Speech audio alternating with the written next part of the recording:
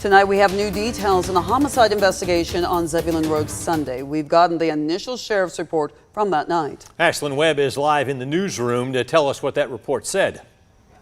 Frank, Lori, in this report, Lateesha Riddle gives her account of what she says happened before she shot and killed her husband, 50-year-old Eddie Riddle. Now investigators are going back to see if the evidence matches her story told here. In the incident report obtained by 13 WMAZ, Lateesha Riddle says she and Eddie argued throughout the day. When she got back from a trip to the store and started cooking, she says Eddie knocked over a pot of collard greens and began yelling in her face. Lateesha told deputies her mother got in between them and Eddie pushed her mother out of the way. She described him pushing her head with his finger when they were arguing. Sometime in the argument, at about 2:30, the sheriff's office says Lateesha Riddle called 911 about a domestic dispute.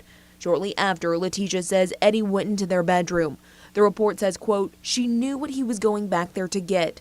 She told deputies he often grabbed his gun when they argued. Now, from that point, the narrative is unclear. The report doesn't say that Eddie ever got his gun or say how Lateesha got a gun. But it says at some point, Lateesha fired 1 or 2 shots at her husband.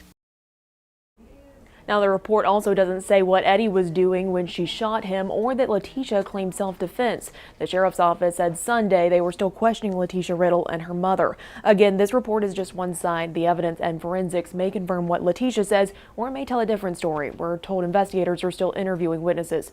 So far, there are no arrests or charges. Frank, Lori, back to you in the studio.